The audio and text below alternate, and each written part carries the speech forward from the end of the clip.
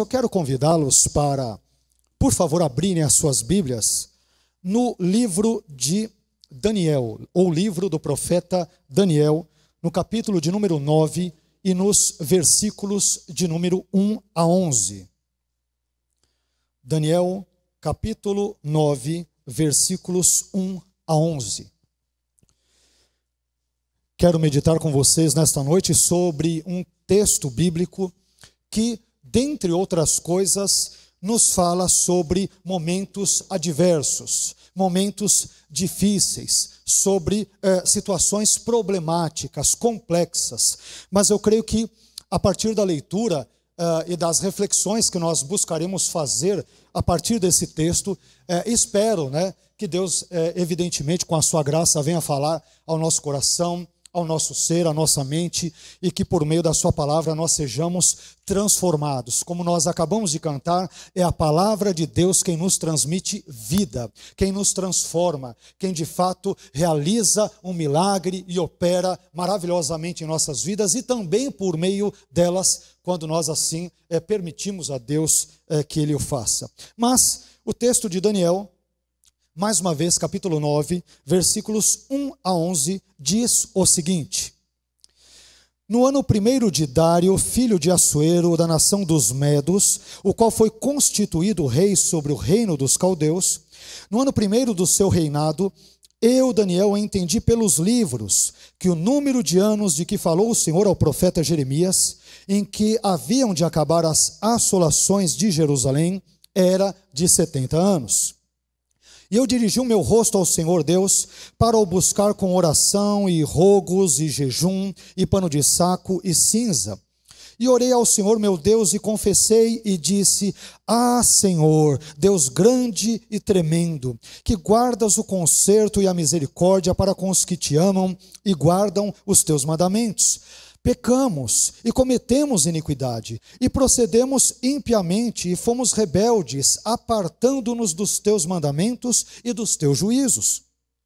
E não demos ouvidos aos teus servos, os profetas, que em teu nome falaram aos nossos reis, nossos príncipes e nossos pais, como também a todo o povo da terra. A ti, ó Senhor, pertence a justiça, mas a nós a confusão do rosto, como se vê neste dia, aos homens de Judá e aos moradores de Jerusalém e a todo o Israel, aos de perto e aos de longe, em todas as terras por onde os tens lançado, por causa da sua transgressão que cometeram contra ti. Ó Senhor, a nós pertence a confusão do rosto, aos nossos reis, aos nossos príncipes e a nossos pais, porque pecamos contra ti. Ao Senhor nosso Deus pertence a misericórdia e o perdão, pois nos rebelamos contra Ele. E não obedecemos à voz do Senhor nosso Deus, para andarmos nas suas leis, que nos deu pela mão de seus servos os profetas. Sim, todo Israel transgrediu a tua lei, desviando-se para não obedecer à tua voz. Por isso, a maldição, o juramento que está escrito na lei de Moisés, servo de Deus, se derramou sobre nós, porque pecamos contra Ele. Amém. Amém? Vamos agradecer a Deus e vamos, como fazemos a cada domingo, pedir a orientação da parte dEle, para que Ele efetivamente nos guie nesses assuntos, nessa meditação, na reflexão sobre esse texto tão importante que eu espero que Deus venha usá-lo para abençoar e transformar profundamente a minha e a sua vida nesta noite. Amém?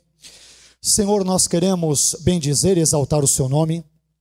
Queremos agradecê-lo pela oportunidade que temos, ó Senhor, de nos reunirmos em mais um domingo na sua casa, com irmãos queridos, irmãs queridas, com alguns caros irmãos que nos honram com as suas visitas nesta noite. E te agradecemos, ó Pai, por esta oportunidade que nós temos. Acabamos de ler um trecho importante da sua palavra, e como nós temos te pedido, Senhor, com frequência, que o Senhor nos dê graça para discorrermos sobre esse texto e que o Senhor venha instrumentalizá-lo para falar às nossas mentes, aos nossos corações, à nossa vida, à nossa família, ao nosso casamento, a tudo aquilo que nós temos e somos, de modo que sejamos tocados pela sua palavra, sejamos impactados por ela e por ela também transformados. Abençoe a nossa vida nesta noite, Senhor, por favor. e mais uma vez te suplicamos, fale ao nosso coração. Precisamos ser abençoados, transformados pelo Senhor e pela sua palavra. Ajude-nos para que, Senhor, de fato isso ocorra nesta noite para a nossa edificação e, sobretudo, para a sua glória. Oramos e agradecemos no nome do seu Filho Jesus. Amém. Amém? Por favor, meus irmãos, podem se assentar.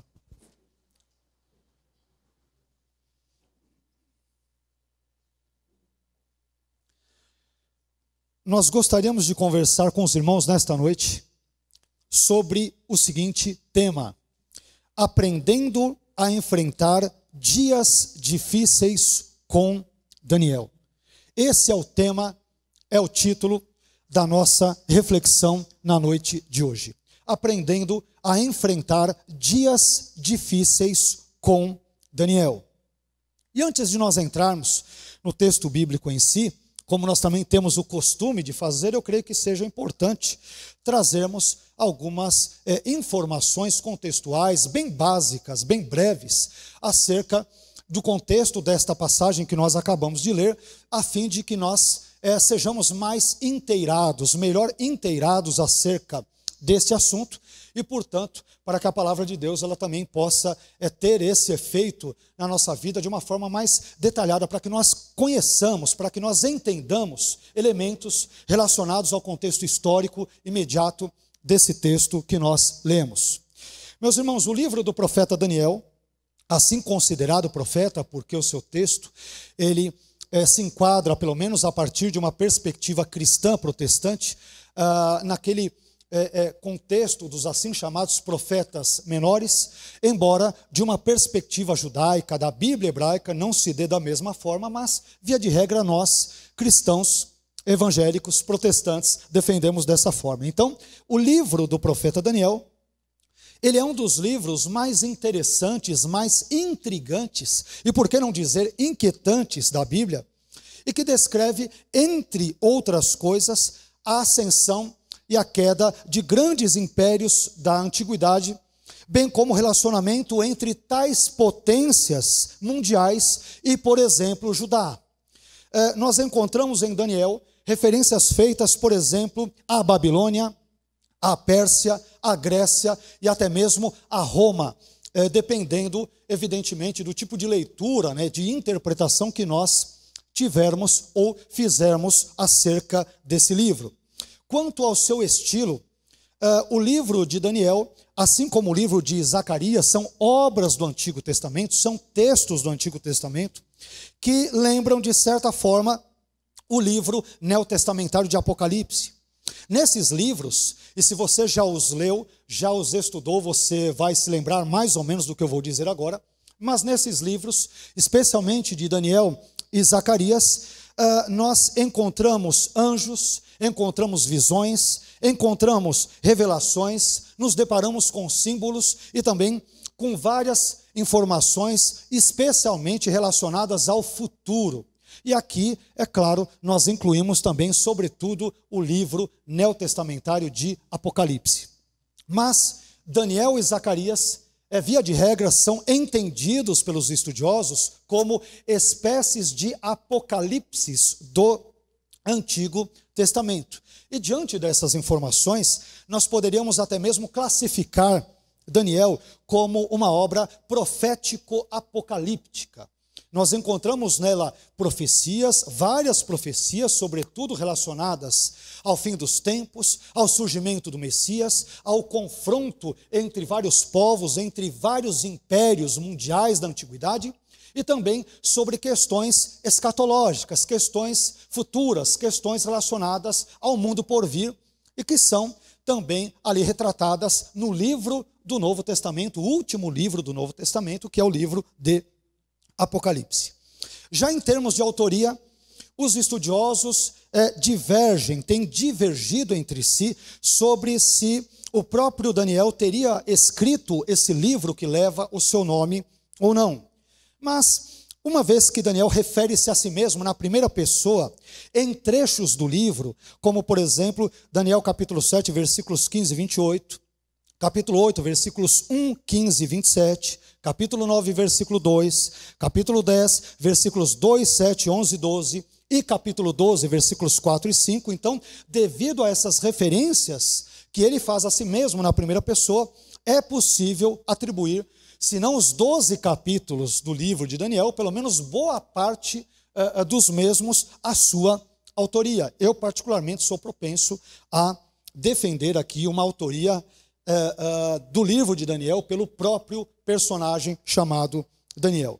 No que diz respeito à data de escrita, ao que tudo indica, o livro que um trecho do qual nós acabamos de ler, ele teria sido escrito por volta do ano 535 a.C., aproximadamente, isto é, quase no finalzinho do 6º século.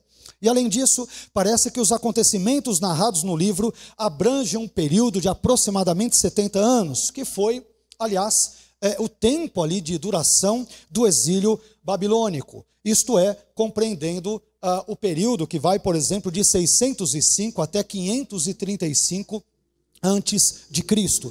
Desde o capítulo 1 e versículo 1 de Daniel até o último versículo do capítulo 12. Então, vários estudiosos entenderão que Daniel abrange todo este período de aproximadamente 70 anos, com algumas ligeiras divergências. Mas, por que esse livro se chama Daniel? O nome Daniel, que em hebraico significa Deus é meu juiz, é o nome dado ao livro devido ao fato de um dos seus principais personagens humanos. Eu digo humanos porque Daniel também retrata vários anjos, né, Miguel e dentre outros, que nós encontramos, né? Mas devido ao fato de um dos principais personagens humanos desta obra se chamar Daniel. Nós temos poucas informações sobre Daniel, sobre quem ele foi. O que sabemos a respeito dele é que quando ele chegou à Babilônia, ele era jovem, ele pertencia a uma família nobre, ao que tudo indica, uma família rica, uma família abastada de Judá. Ele era um rapaz estudado, parece-nos, de acordo com o capítulo 1, que era uma pessoa culta, era uma pessoa instruída, era uma pessoa temente a Deus, e por fim, também sabemos sobre ele que ele infelizmente viveu no pior momento político, social e espiritual da história do seu povo, ou seja, o povo de Judá.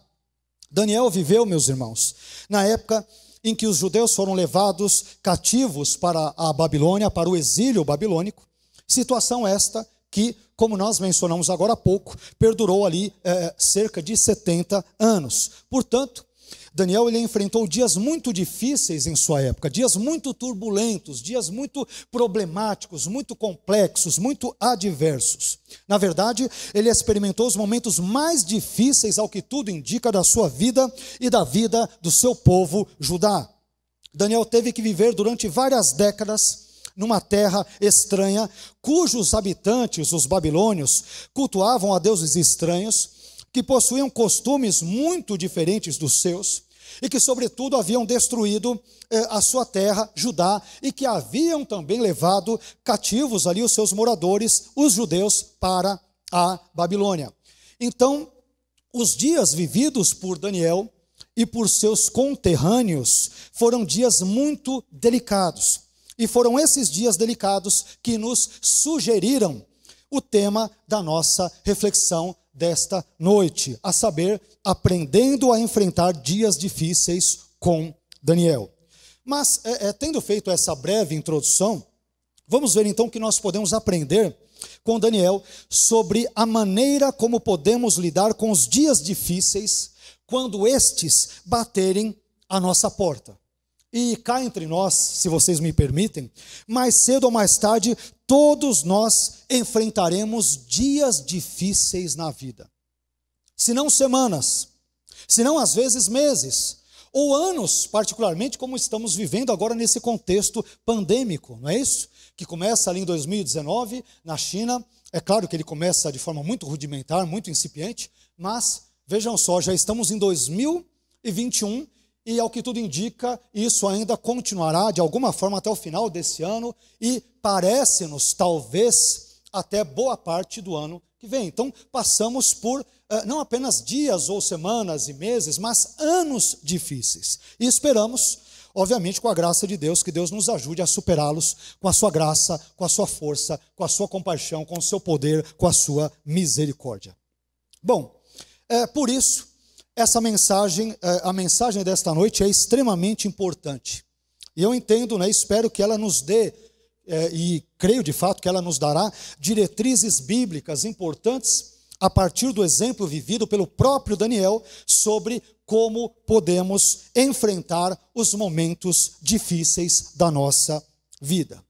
Então, a partir disso, meus irmãos, dessas breves informações introdutórias que nós compartilhamos com vocês, nós queremos meditar pelo menos sobre 7 lições que encontramos nesse texto de Daniel capítulo 9, versículos 1 a 11, e eu espero que Deus nos dê graça para entendê-las e, na medida do possível, aplicá-las em nossa vida, a fim de que nos ajudem a enfrentarmos e a superarmos e a lidarmos, pelo menos, com esses problemas ou esses dias difíceis que frequentemente experimentamos.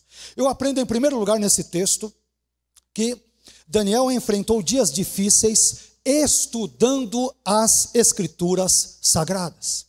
Em primeiro lugar, Daniel enfrentou dias difíceis estudando as Escrituras Sagradas. Veja o que diz Daniel no capítulo 9 e versículo 2, parte A. No ano primeiro do seu reinado, isto é, do reinado de Dário, filho de Assuero, eu, Daniel, entendi pelos livros que o número de anos de que falou o Senhor ao profeta Jeremias. Por enquanto, somente até aqui esse trecho. Meus irmãos, o primeiro ano do governo do rei Dário foi em 538 a.C. Alguns estudiosos situarão esse contexto por volta do ano 539, mas é mais ou menos por ali, 539 ou 538 a.C. E como a primeira deportação para a Babilônia se deu por volta do ano 605 a.C., isto significa que Daniel, aqui nesse texto, já era um homem idoso e que já haviam se passado cerca de 67 anos desde que ele fora levado pelos babilônios para o exílio. Não sabemos, é claro, com precisão quantos anos Daniel tinha nessa época, mas certamente ele deveria ter mais do que 80 anos de idade. E, portanto, deveria estar mais ou menos na reta final ou nos anos finais ali da sua vida. Nós podemos presumir que ele, Daniel, a essa altura da sua vida, deveria talvez estar se perguntando: até quando esse exílio durará? Até quando eu e o meu povo, os judeus, ainda teremos que permanecer nessa terra estranha? Então, diante desses pensamentos que povoaram, ou eu imagino que podem ou devem ter povoado a sua mente, o que ele fez? Daniel, meus irmãos, ele começa a ler diversos livros bíblicos, e entre esses livros ele começa também a examinar o livro do profeta Jeremias. E o que nós podemos aprender com Daniel aqui? Eu aprendo com Daniel que quando nós estamos enfrentando dias difíceis, dias amargos, dias complicados, a melhor coisa que temos a fazer é estudar a palavra de Deus e permitir que Deus fale ao nosso coração, ao nosso ser, através dela, por meio dela. A questão não é se passaremos ou não por dias difíceis, porque como nós dissemos agora há pouco, todos nós mais cedo ou mais tarde enfrentaremos tais dias. A questão é como nós enfrentaremos esses dias difíceis. Nós enfrentaremos os dias difíceis abatidos ou confiantes em Deus. Nós enfrentaremos os dias difíceis amargurados ou esperançosos, com a inspiração que é brotada em nosso coração por meio da palavra de Deus, por exemplo. Nós enfrentaremos os dias difíceis reclamando da vida ou crendo naquele que é o caminho, a verdade e a vida. Nós enfrentaremos esses dias difíceis e conturbados com os olhos nas circunstâncias ou com os nossos olhos fixos na palavra de Deus e, por conseguinte, no Deus da palavra. O Salmo no capítulo 1 e versículos 1 e 2 diz que é feliz a pessoa que tem o seu prazer na palavra de Deus e que medita nela constantemente. Esse salmo diz o seguinte: bem-aventurado o homem, isto é, feliz o homem que não anda segundo o conselho dos ímpios, nem se detém no caminho dos pecadores, nem se assenta na roda dos escarnecedores, mas antes tem o seu prazer na lei do Senhor, e na sua lei medita de dia e de noite. Meus irmãos, sabem por que Deus quer que meditemos na sua palavra de dia e de noite? E eu já me referia a isso mais ou menos nesses termos, tempos atrás. Eu entendo que Deus pede isso de nós, porque o Deus da Bíblia, Ele quer salvar muito mais do que as nossas almas. O Deus das Escrituras também quer salvar o nosso cérebro. E para que tenhamos cérebros salvos de todo o conteúdo que não agrada a Deus, nós devemos preencher os nossos pensamentos com as diretrizes, com os ensinos e com os valores do reino de Deus, os quais encontram-se, por sua vez, registrados na sua palavra. Deus também quer salvar o seu cérebro de cosmovisões, o seu e o meu cérebro, de cosmovisões, de filosofias e de ideologias que obviamente não o agradam. Mas para que isso ocorra, nós devemos ocupar a nossa mente com a palavra dele, com as Escrituras, com o Antigo e Novo Testamentos. Enfrente dias difíceis, meus irmãos. Enfrentemos, mas enfrente você, assim como todos os demais dias da sua vida, lendo as Escrituras, meditando nelas e, sobretudo, praticando-as, colocando-as em prática. Se você fizer isso, você certamente será uma pessoa abençoada. Daniel enfrenta os dias difíceis, quase 70 anos de exílio babilônico, lendo a palavra de Deus, meditando nela, refletindo acerca dela, e certamente ele foi uma pessoa abençoada a partir desse gesto, dessa decisão que ele tomou em momentos difíceis, conturbados e complexos da sua vida. Mas eu também aprendo, em segundo lugar, lendo esse texto, que Daniel enfrentou dias difíceis ciente de que eles são passageiros. Os dias difíceis, meus irmãos, olha a boa notícia, eles não duram para sempre, eles são passageiros. Onde eu encontro isso? Daniel capítulo 9, versículo 2, parte B, a continuação do texto que lemos. O texto diz: o número de anos de que falou o Senhor ao profeta Jeremias, em que, preste atenção, em que haviam de acabar as assolações de Jerusalém, era de 70 anos. Como nós mencionamos no tópico anterior, já haviam se passado cerca de 67 anos aproximadamente, desde que Daniel fora levado pelos babilônios, juntamente com outros jovens, juntamente com outras famílias de Judá, para o exílio. E, meus irmãos, quando nós enfrentamos dias difíceis, e esses dias se prolongam a ponto de se transformarem, como nós mencionamos agora há pouco, em semanas, se tornarem semanas, meses ou anos, nós nos abatemos, nós nos entristecemos e nós nos amarguramos. Via de regra nós reagimos assim, ou não? Ou apenas sou eu que ajo assim quando você quer uma determinada coisa, e de repente você percebe que passam-se alguns dias, passam-se algumas semanas, às vezes talvez passam-se alguns meses ou um prazo ainda maior, e você fala: Deus, por que o Senhor ainda não me ouviu? Por que o Senhor ainda não me atendeu? Por que o Senhor acabou ainda não intervindo naquela situação na minha vida? E nós começamos a ficar um tanto quanto amargurados, abatidos, decepcionados. Mas sabe o que eu aprendo com Daniel nesse contexto? Que os nossos problemas, meus irmãos, eles não duram para sempre. Que as nossas adversidades estão com seus dias contados. Que os nossos dias difíceis, eles possuem a sua data de validade. Eles não durarão para sempre. Mais cedo ou mais tarde, com a graça de Deus, eles deixarão de existir. Quer ver só uma coisa? Davi, no Salmo 30, versículo 5, um salmo muito conhecido e recorrentemente citado pelos cristãos, especialmente quando experimentam momentos difíceis, amargos, complexos na vida.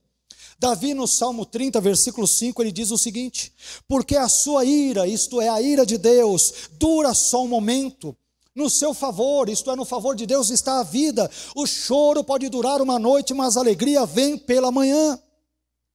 Sabe o que Davi disse aqui? Que o choro, ele é passageiro, que a dor é contingente, que as nossas lágrimas não durarão para sempre. Para os crentes, a dor e o sofrimento não darão a última palavra vem do Senhor. Portanto, se você teme a Deus e crê de todo o coração na palavra dele, meu irmão, então creia naquilo que está escrito, por exemplo, em Apocalipse, no capítulo 21 e versículo 4, que diz: e Deus limpará de seus olhos toda lágrima, e não haverá mais morte, nem pranto, nem clamor, nem dor, porque já as primeiras coisas são passadas. O apóstolo Paulo, concordando evidentemente com esse pensamento de Davi, ele chamou a tribulação que nos acomete em nossa vida cristã de leve e momentânea. Em 2 Coríntios, no capítulo 4, e versículos 17 e 18, Paulo escreveu: porque a nossa leve e momentânea tribulação produz para nós um peso eterno de glória muito excelente, não atentando nós nas coisas que se veem, mas nas coisas que não se veem, porque as que se veem são temporais, são provisórias, são temporárias, são breves, mas aquelas que não se veem, diz Paulo, são eternas, elas duram para sempre. Daniel, meus irmãos, ele enfrentou os seus dias difíceis, ciente de que eles seriam dias difíceis provisórios, passageiros, e de que em breve eles deixariam de existir. As dificuldades que experimentamos nesse mundo, especialmente por causa da nossa fé em Cristo, não se comparam com aquilo que ainda desfrutaremos durante toda a eternidade com Cristo. Creia nisso, espere por isso, confie nisso, acredite nisso. Isso nos leva a um terceiro ponto na nossa reflexão. E eu aprendo, em terceiro lugar, que Daniel enfrentou dias difíceis buscando a presença de Deus. Daniel enfrentou dias difíceis buscando a presença de Deus.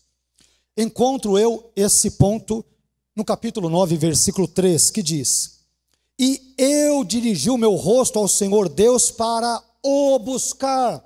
Como? Com oração e rogos e jejum e pano de saco e cinza. Especialmente o pano de saco e cinza em sinônimo de uma lamentação, de uma dor profundas. Esse tipo de prática no contexto judaico era empregado especialmente em contextos de luto, de grande miséria, de grande tragédia na sociedade israelita, e aqui no caso, na sociedade judaíta. Meus irmãos, as pessoas reagem das formas mais diversas diante das adversidades da vida, não é isso? Nós sabemos disso.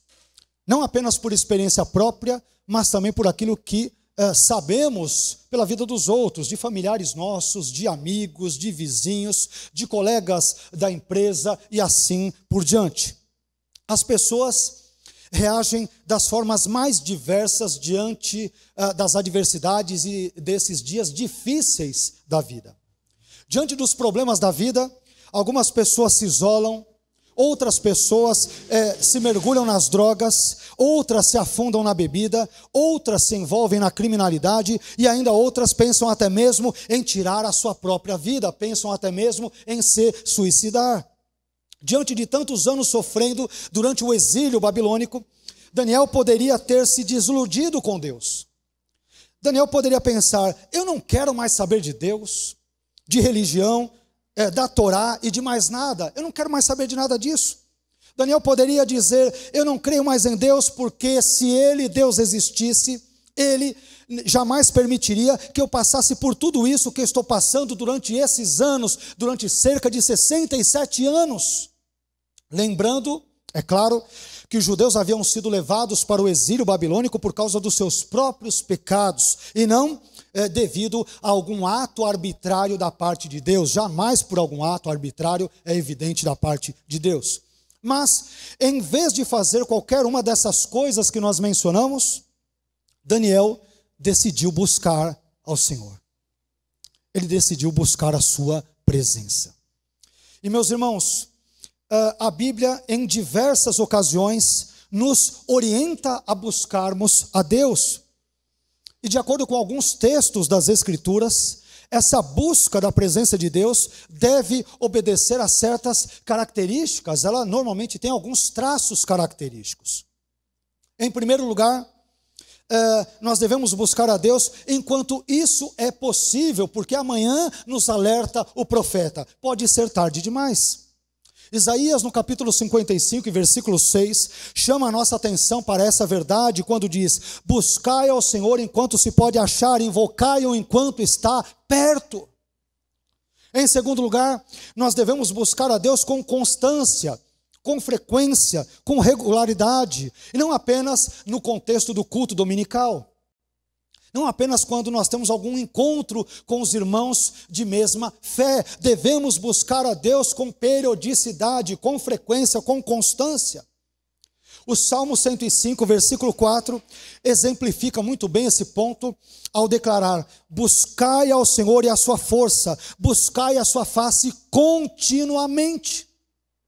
Quer os dias sejam bons ou maus, difíceis ou digamos mais fáceis, quer sejam dias mais tranquilos ou dias mais turbulentos, eu aprendo com o salmista que eu devo continuamente buscar a presença de Deus, a face de Deus, e não apenas naqueles contextos em que isto me seja conveniente.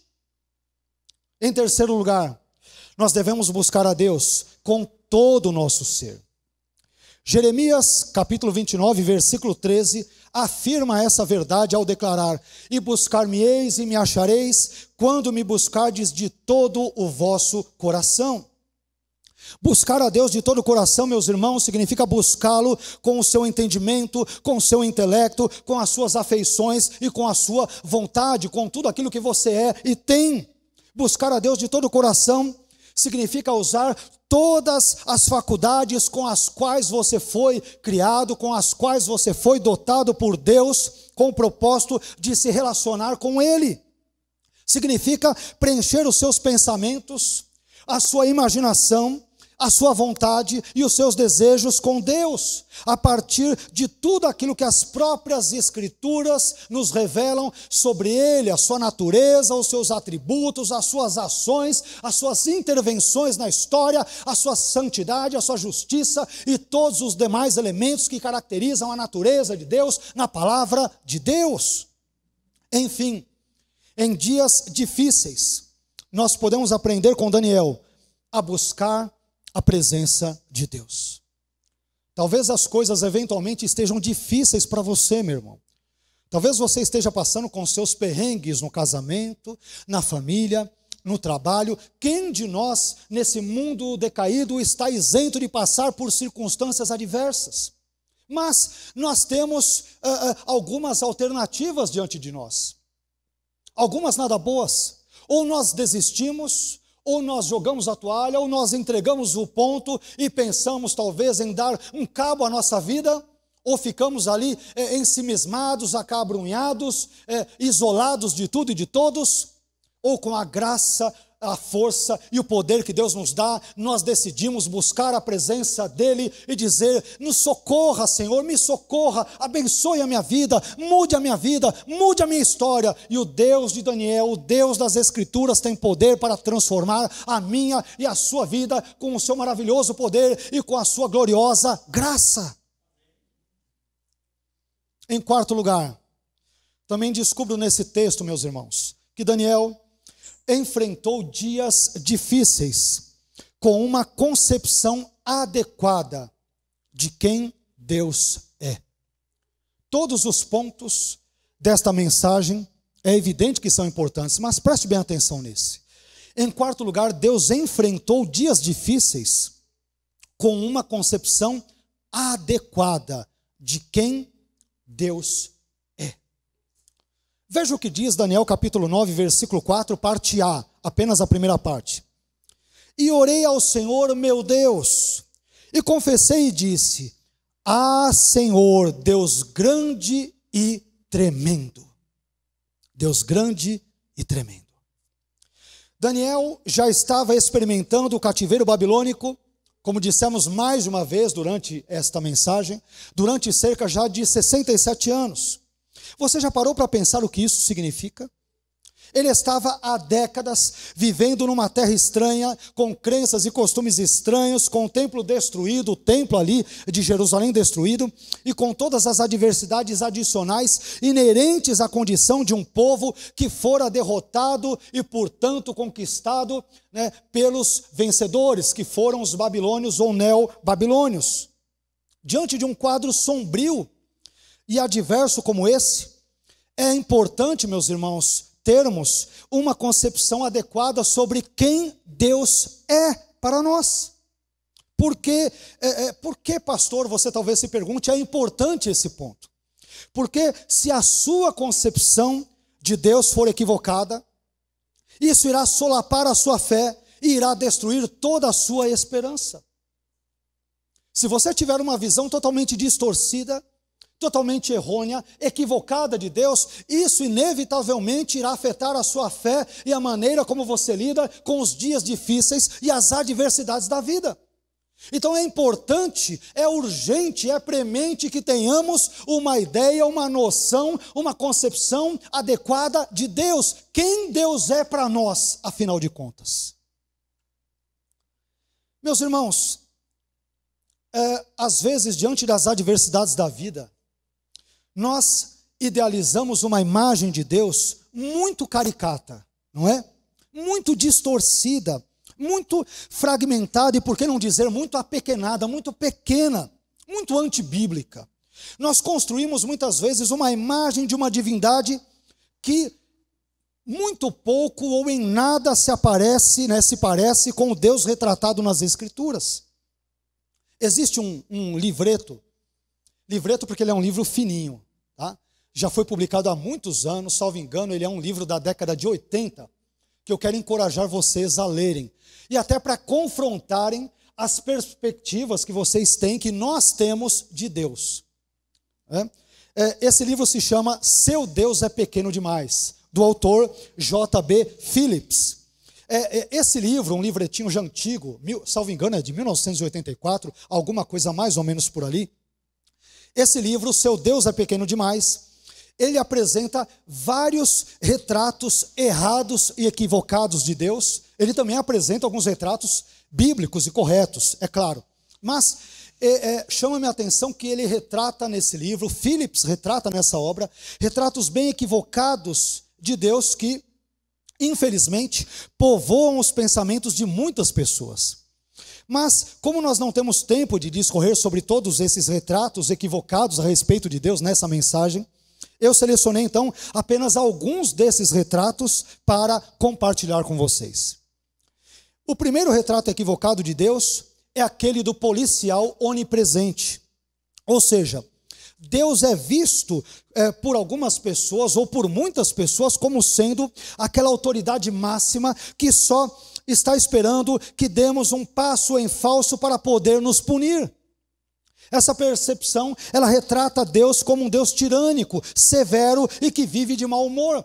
Ele está ali escondido a cada esquina, apenas esperando que nós pequemos para vir ali com o seu cacetete celestial, com as suas algemas celestiais e outras coisas para nos prender. É um Deus tirânico, que sempre está aguardando nós darmos um passo em falso para nos punir.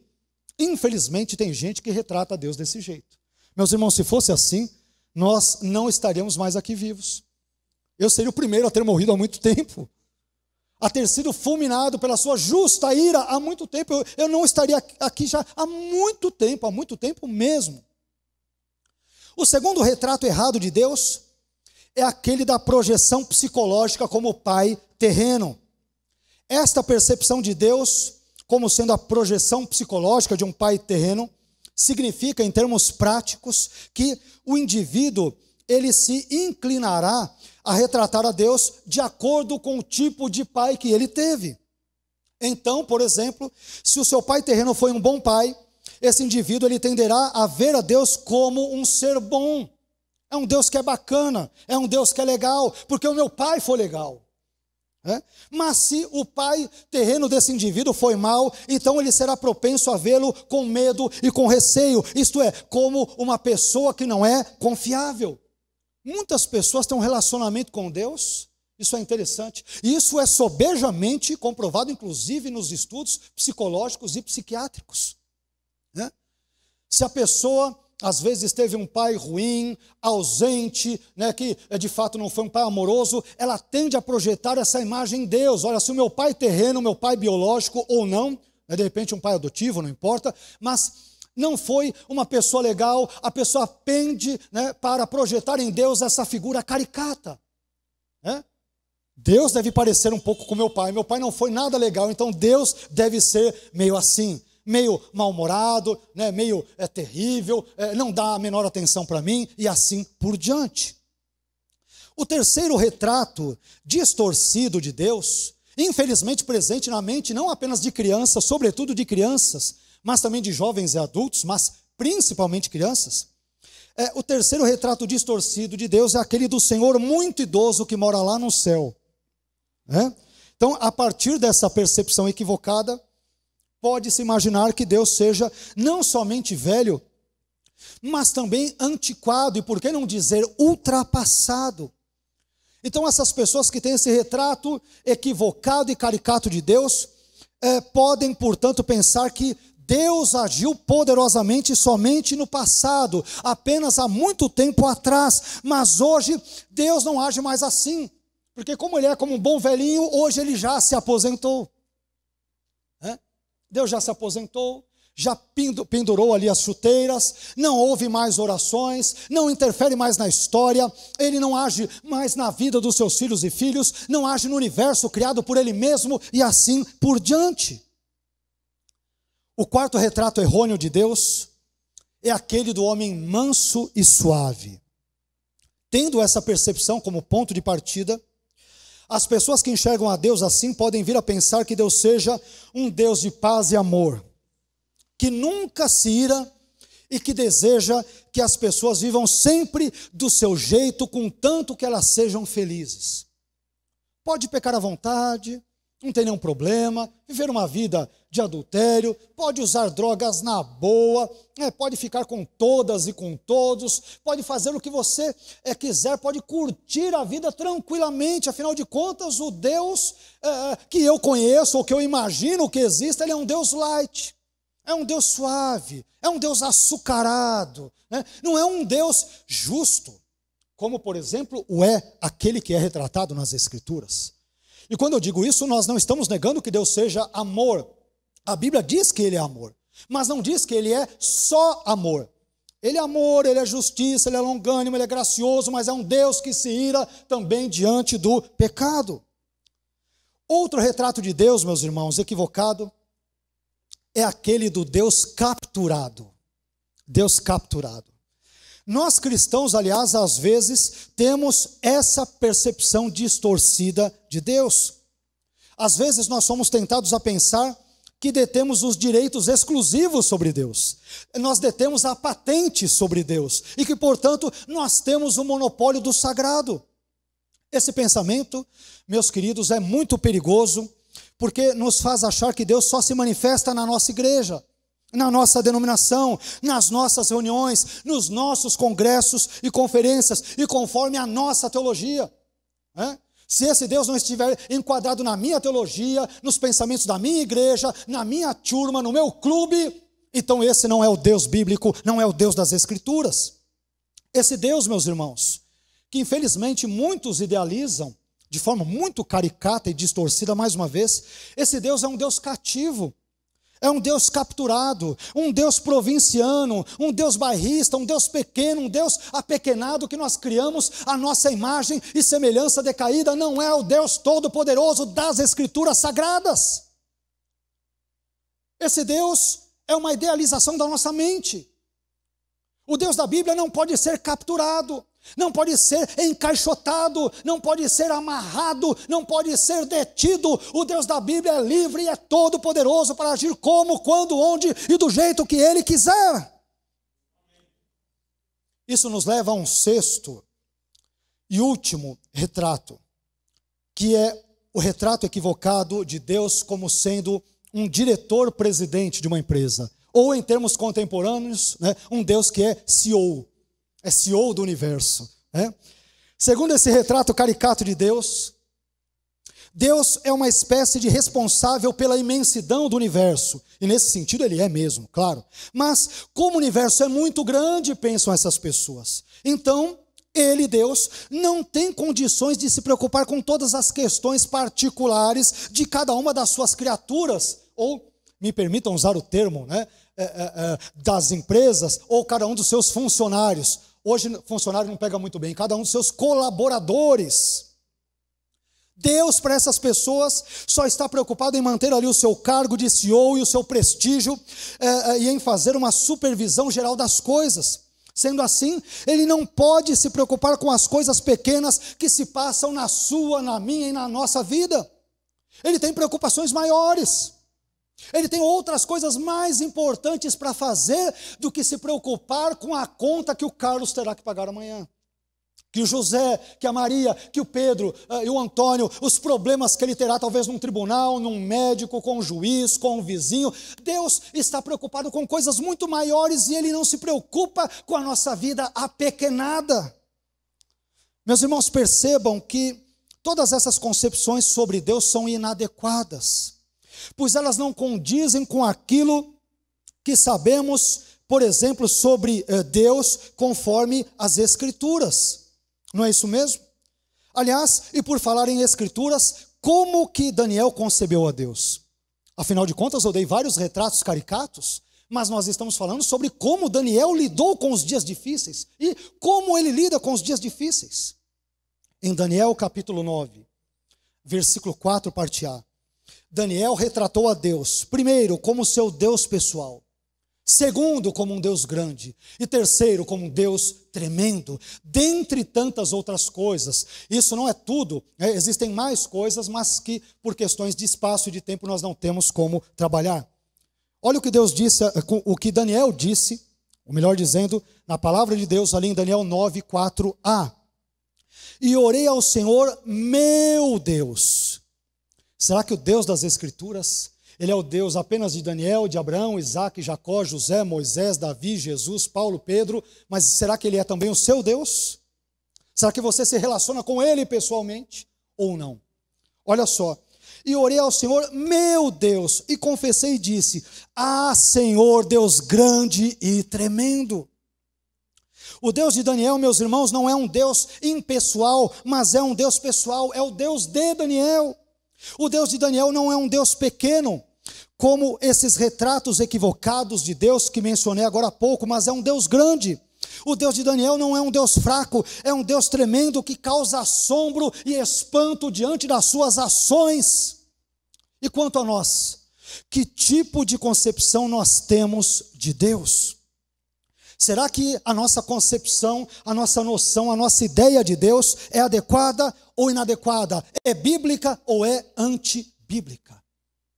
Isso fará diferença quando experimentarmos dias difíceis, a fim de que isso irá influenciar inclusive a maneira como nós lidaremos com esses dias difíceis.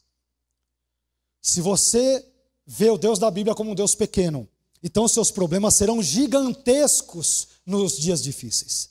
Mas se você enxerga o Deus das Escrituras, o Deus de Daniel como um Deus grande e tremendo, você saberá que os seus problemas são infinitamente menores do que o Deus a quem você serve e no qual você crê. Deus é maior do que tudo. Deus é maior do que essa denominação. Ele é maior do que a sua igreja. Ele é maior do que o universo criado por ele. E você acha que ele não seria, evidentemente, maior do que as minhas e as suas adversidades? Você acha que ele não seria mesmo, de fato, maior do que os meus e os teus problemas? Do que os meus maus dias e os teus maus dias? Porque todos nós, afinal de contas, mais cedo ou mais tarde, como eu disse mais de uma vez, mais cedo ou mais tarde os dias difíceis chegarão. Meus queridos, a boa notícia não é muito... não é tão boa nesse contexto, porque esses dias maus e difíceis chegam para todos. E quando eles chegarem, eu te pergunto, que retrato de Deus você terá para enfrentar tais dias? Você enxergará esses dias difíceis maiores do que o teu Deus retratado nas Escrituras? Ou você crerá durante esses dias num Deus apequenado e, portanto, todos esses problemas serão verdadeiros Golias diante da sua vida, diante de todas as questões relacionadas à sua vida? Bem, isso nos conduz a um quinto ponto. Em quinto lugar, Daniel enfrentou dias difíceis, tendo em mente a condicionalidade de algumas bênçãos divinas. Veja o que diz Daniel capítulo 9, versículo 4, parte B. Que guardas o conserto e a misericórdia para com os que te amam e guardam os teus mandamentos. Daniel, como um conhecedor da palavra de Deus que era, meus irmãos, ele sabia que muitas das bênçãos prometidas por Deus ao seu povo tinham o seu cumprimento condicionado à obediência do povo de Deus. Isto é, se o povo de Deus obedecer a Deus, Deus irá abençoá-los. Se o povo de Deus desobedecer, então eles não serão abençoados.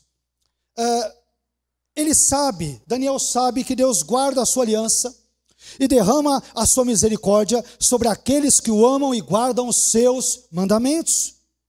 Isto significa dizer que Daniel sabe a razão de Judá ter sido levada para o cativeiro babilônico, para o exílio.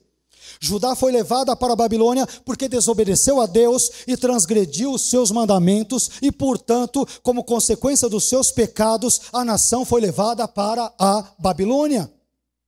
Meus irmãos, muitas bênçãos de Deus mencionadas nas Escrituras possuem um caráter condicional. Não todas, é óbvio, mas muitas delas, muitas das bênçãos e das promessas de Deus registradas nas Escrituras possuem uma característica, um teor, um tom condicional. Vamos dar apenas alguns poucos exemplos que ilustram bem, penso eu, esse fato. Primeiro, a presença de Deus na vida de Asa, o rei de Judá, e na vida do próprio povo de Judá e de Benjamim, estava condicionada à fidelidade de Deus por parte dessas pessoas. Estava condicionado.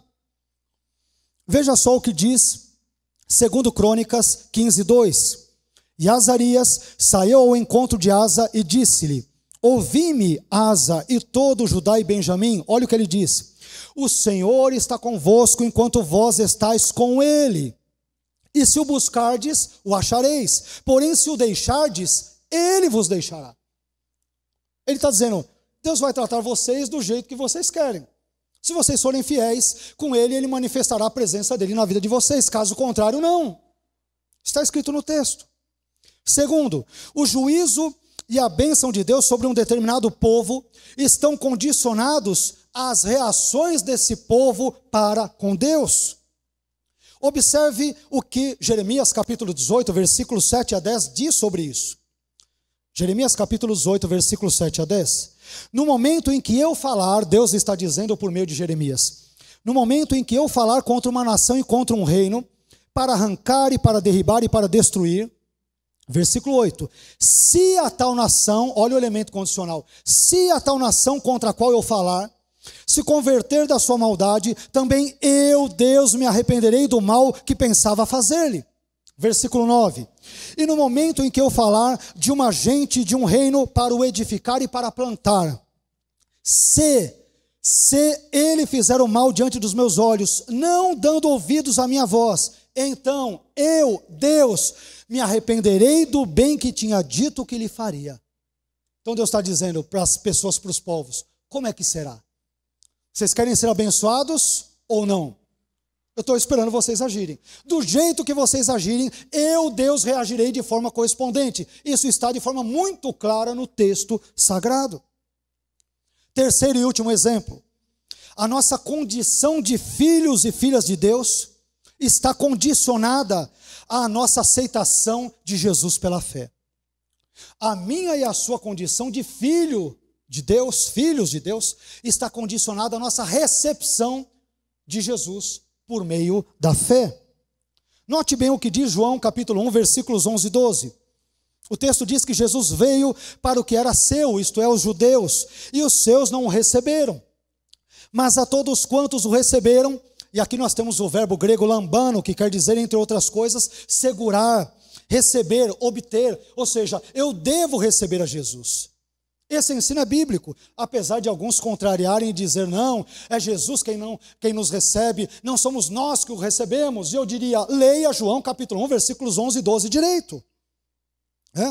Mas a todos quantos o receberam, deu-lhes o poder de serem feitos filhos de Deus, a saber, os que creem no seu nome. Então, quando eu creio em Jesus pela graça, obviamente, a graça de Deus me habilita e me capacita a crer nele, a confiar nele, eu me transformo de uma condição de mera criatura para filho ou filha de Deus. Então, ser filho ou filha de Deus é algo que está condicionado à minha resposta de fé a Cristo. Fé esta proporcionada apenas pela graça. Sou eu que devo crer em Cristo para me tornar filho ou filha de Deus. Aqui cabe apenas uma observação bem simples, bem básica. Num certo sentido, todo ser humano é filho de Deus, né? Mas no sentido de criatura. Nesse sentido, aquela fala popular muito comum no nosso contexto brasileiro, né? Mas todos nós somos filhos de Deus. Ela é verdade não no sentido redentivo e soteriológico. Ela é verdade no sentido criacional. Todos os seres criados são filhos de Deus no sentido de que o Pai Celestial é o seu Criador. Mas essas pessoas não são filhos e filhas de Deus no sentido redentivo, porque só se torna filho e filha de Deus aquele que pela graça crê em Cristo e permanece crendo nele. Essa informação é absolutamente importante. Enfim, eu aprendo com Daniel que, meus irmãos, ao enfrentar dias difíceis, eu devo ter em mente a condicionalidade de algumas bênçãos divinas. Às vezes, para que Deus nos abençoe, nós devemos fazer a nossa parte. Nós devemos fazer a nossa parte. E obviamente que fazer a nossa parte significa simplesmente não resistir à graça de Deus e permitir que a graça de Deus, a força de Deus, o poder que vem de Deus e não de nós mesmos, nos habilite e nos ajude a crer nele mesmo e a servi-lo para a sua própria glória. Caminhando para o final, em sexto e penúltimo lugar, eu descubro que Daniel enfrentou dias difíceis, evitando a terceirização da responsabilidade pelos pecados. Veja o que dizem os versículos 5 e 6, Daniel capítulo 9, versículos 5 e 6. Perceba o emprego do verbo sempre no plural. Perceba, olha o que ele diz. Pecamos e cometemos iniquidade, e procedemos impiamente, e fomos rebeldes, apartando-nos dos teus mandamentos e dos teus juízos, versículo 6, e não demos ouvidos aos teus servos, os profetas, que em teu nome falaram aos nossos reis, nossos príncipes e nossos pais, como também a todo o povo da terra. O povo de Judá havia sido levado para o cativeiro por causa dos seus próprios pecados. Deus havia alertado o povo previamente diversas vezes por meio dos seus servos, os profetas, advertindo-os para que se arrependessem dos seus pecados e buscassem, portanto, a sua face, a sua presença. Mas em vez disso, o que o povo de Judá fez? Ele virou as costas para Deus e prosseguiu teimosamente na prática dos seus pecados. Diante disso, o que aconteceu então? Diante dessa obstinação, Deus então os entregou nas mãos dos babilônios. Mas, mesmo perante um cenário tão trágico como esse, meus irmãos, uma coisa chama a minha atenção. A postura de Daniel diante dessa deplorável situação, diante desse quadro caótico. A postura dele chama a minha atenção. Daniel, ele não culpou o rei ímpio de Judá, Jeoaquim, por estar no exílio babilônico. Ele não culpou os babilônios por terem capturado Judá e a terem levado para a Babilônia. Ele não culpou o diabo por ter entregado Judá nas mãos de Nabucodonosor. Daniel também não culpou o cenário político, econômico e social daquela época. Em vez disso, sabe o que Daniel fez? Ele admitiu o seu próprio pecado e o do seu povo Judá, se solidarizando com ele quanto à sua condição diante de Deus. Daniel disse, como nós lemos agora em Daniel capítulo 9, versículos 5 e 6, pecamos, cometemos iniquidade, procedemos impiamente, fomos rebeldes, nós nos apartamos do Senhor, nós não ouvimos a sua voz, nós fizemos isto, isto e aquilo. Meus irmãos, ao enfrentarmos dias difíceis, especialmente aqueles dias que foram desencadeados pelos nossos próprios pecados, como é o caso aqui do livro de Daniel, devemos aprender com Daniel a não terceirizarmos a culpa pelas nossas responsabilidades. É muito fácil culpar Deus, é muito fácil culpar o diabo, os anjos, os demônios, o governo, o tempo e todas as demais situações, e ao mesmo tempo nos isentarmos da nossa responsabilidade quanto a tudo o que está acontecendo também. Que Deus nos dê graça e nos dê também humildade para admitirmos os nossos pecados, e que Ele também nos dê forças para que os combatamos e os vençamos na força e no poder do nosso Deus. Amém? Por fim, em sétimo e último lugar, eu aprendo com Daniel que Daniel enfrentou dias difíceis, admitindo que o pecado traz consequências. Daniel enfrentou dias difíceis, admitindo que o pecado traz consequências. Esse ponto encontra-se nos versículos finais, Daniel 9, versículos 7 a 11. Não lerei todos, quero ler apenas os versículos 7 e 11. Vou pular os versículos 8, 9 e 10. Você pode depois ler com o tempo na sua casa, tá? Versículos 7 e 11. 7. A ti, ó Senhor, pertence a justiça, mas a nós, povo de Judá, a confusão do rosto, como se vê neste dia. Ele está dizendo, nós estamos confundidos na terra babilônica. Aos homens de Judá e aos moradores de Jerusalém, a todo Israel, aos de perto e aos de longe, em todas as terras por onde os tens lançado. Por quê, Daniel? Por causa da sua transgressão que cometeram contra ti. Ele diz, Senhor, eu admito, eu reconheço, os nossos pecados nos trouxeram essas graves consequências. Versículo 11. Sim, todo Israel transgrediu a tua lei, desviando-se para não obedecer à tua voz. Por isso, olha só, por isso, a maldição, o juramento que está escrito na lei de Moisés, servo de Deus, se derramou sobre nós. Por quê? Porque pecamos contra ele. Meu irmão, você sabe por que Judá foi levada cativa para a Babilônia? Porque os judeus transgrediram a lei de Deus, tal como vista, por exemplo, em Deuteronômio, no capítulo 28, e nos versículos 15, 41 e 49 a 51. Eu gostaria de lê-los, só para você entender a oração de Daniel. A oração de Daniel é a oração de uma pessoa idosa, mas uma oração profundamente bíblica. Daniel sabe porque ele e o povo de Judá foram parar no exílio babilônico, e a época dele, como eu disse algumas vezes, ele já está amargando cerca de 67 anos naquela conjuntura, naquela situação. Ele sabe por quê.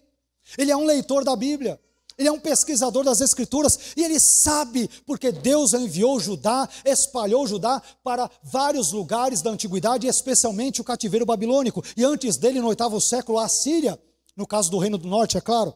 Mas veja, por exemplo, o que diz Deuteronômio 28, versículos 15, 41 e 49 a 51.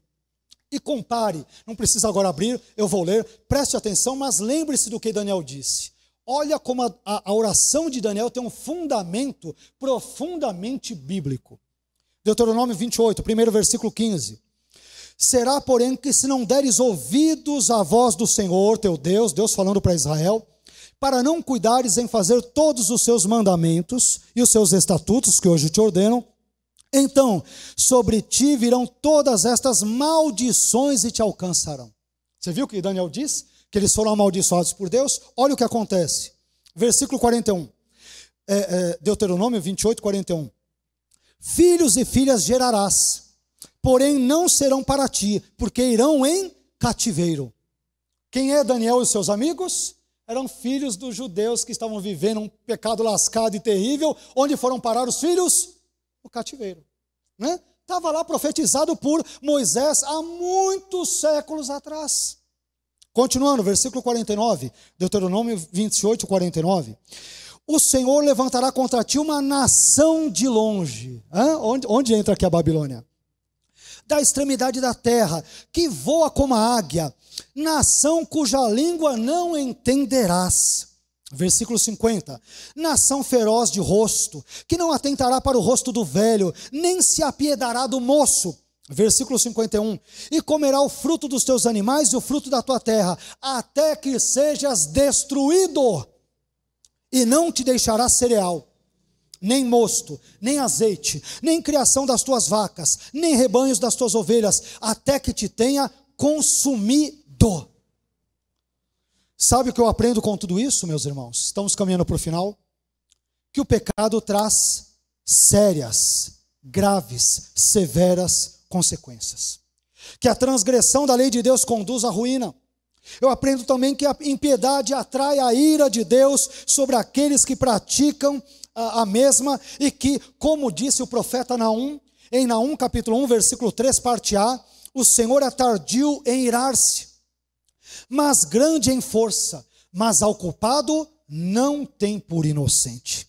Eu aprendo com Daniel nesse texto e na sua breve comparação com Deuteronômio 28, que em meio a dias difíceis, nós devemos admitir que o pecado traz graves consequências.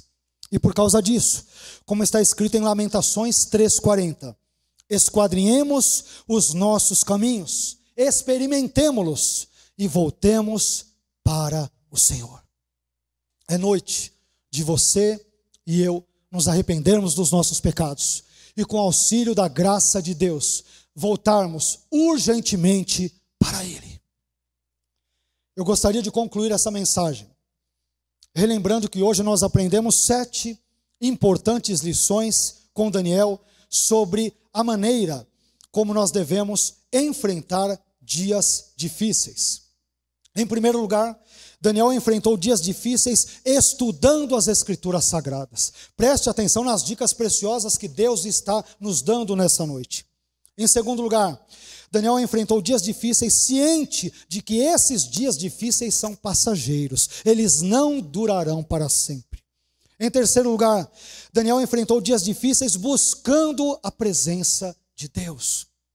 Em quarto lugar, Daniel enfrentou dias difíceis com uma concepção adequada de quem Deus é. De quem Deus é. Em quinto lugar, Daniel enfrentou dias difíceis tendo em mente, melhor dizendo, a condicionalidade de algumas promessas ou bênçãos divinas. Em sexto e penúltimo lugar, Daniel enfrentou dias difíceis evitando a terceirização da responsabilidade pelos pecados. E por fim, em sétimo e último lugar, Daniel enfrentou dias difíceis admitindo que o pecado traz sérias consequências. Que Deus nos ajude a tentarmos buscá-lo e a pautar a nossa vida, tendo como base os princípios expostos, registrados e ensinados na sua palavra. Amém, meus irmãos? Nós vivemos dias difíceis, todos nós, alguns mais, outros menos, devido a esse momento pandêmico em que todos nós, de forma global, temos experimentado.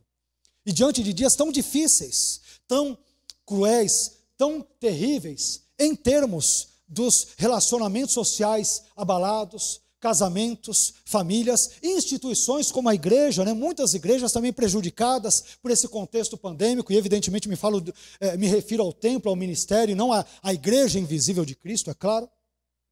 Mas nós temos passado por dias muito maus.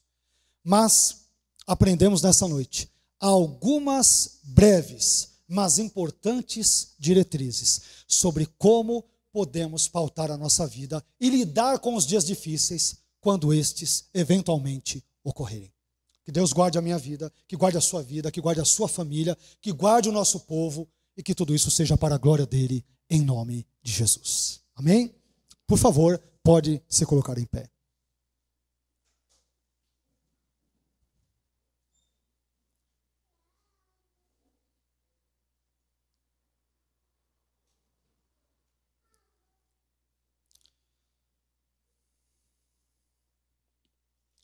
gostaria de orar com você, de pedir a você que fechasse os seus olhos nesse momento, que pensasse naquilo que falamos na noite de hoje.